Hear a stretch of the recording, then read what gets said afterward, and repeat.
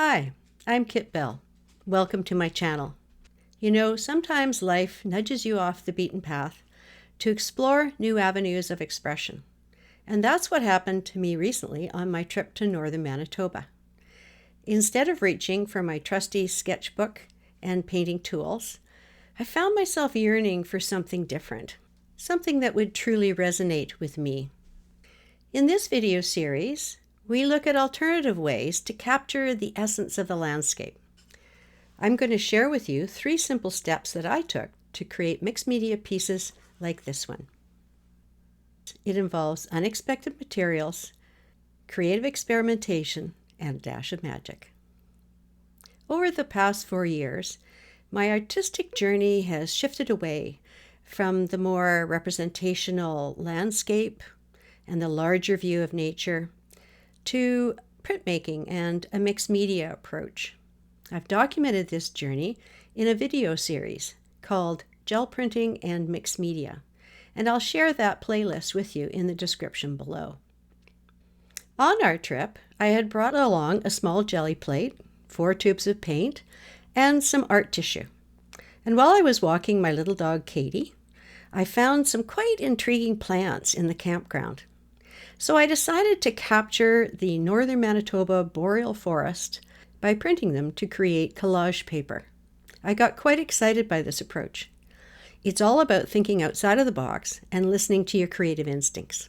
So here are the supplies that I used while I was away in Northern Manitoba. So when I went for 6 weeks on a trip to Northern Manitoba, I just couldn't quite leave my jelly plates at home. We're kind of bonded. So I took this container, which is not a huge container, and I packed it for my trip. The first thing I took was a plastic tablecloth. We were in an RV, space is limited, don't want paint on the furniture or the furnishings or the dog. So I had a big plastic tablecloth that I could spread out to make sure that didn't happen. I had a quantity of tissue that was cut in advance to fit my 8x10 plate. I took my painting apron because, you know, I'm a messy person. And then I took sort of a brayer that's kind of in the middle. I think it's about a 3-inch or maybe 2.5, well, probably a 3. I figured it was small enough, but on the other hand, large enough. I just took one. I took 4 tubes of golden open paint, which is what I do these jelly prints with. Dioxazine purple, ultramarine blue, carbon black, and transparent red iron oxide. And now these aren't all that heavy or all that bulky, and in the future I would definitely take a few more colors. I did take some printer paper to protect my plate with and to use as roll-off sheets, and then I took my 8x10 jelly plate.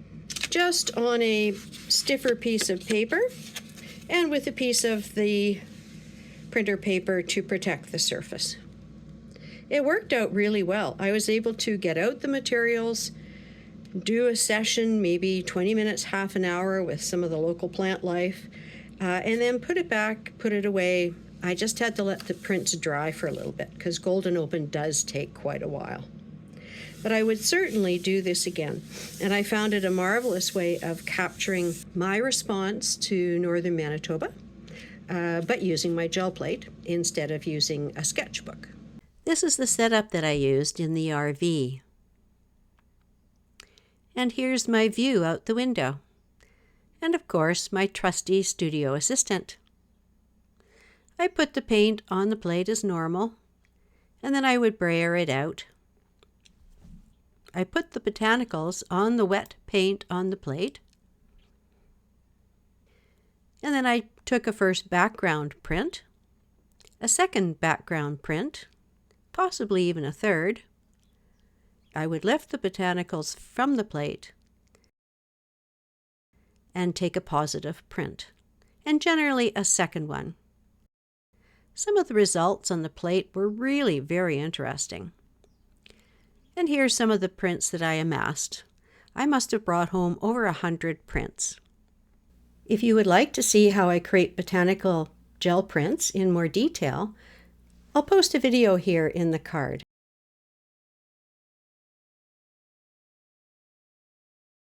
By the time we got back from our trip, I was quite excited about creating a series of mixed media pieces based on my response to the Northern Manitoba boreal forest.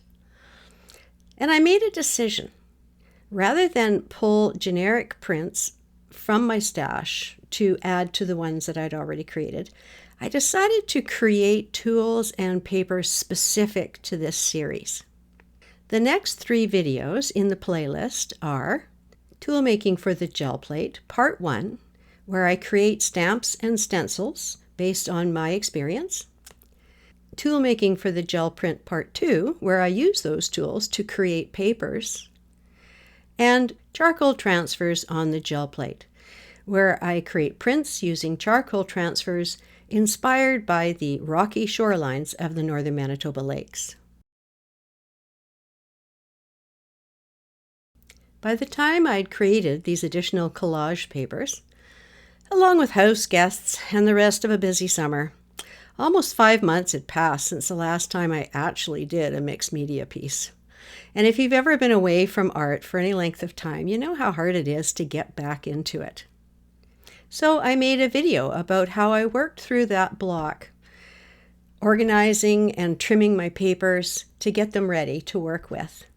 That video is called Finding My Creative Flow Again, Starting Fresh After a Break. And then, in finishing the journey, I'll show you the steps that I took to actually put the mixed media piece together and to create this finished work. And that's it. I hope this video series inspires you to respond to the landscape in a way that is fresh and interesting to you. For me, moving away from traditional techniques, it reminded me there's no right way to respond to the beauty around us, just ways that speak to us personally. If this approach resonates with you, I invite you to join me on this series of videos, where we'll dive more deeply into the techniques and learn different ways of listening to our creative voices. Thanks so much for watching. See you in the next one.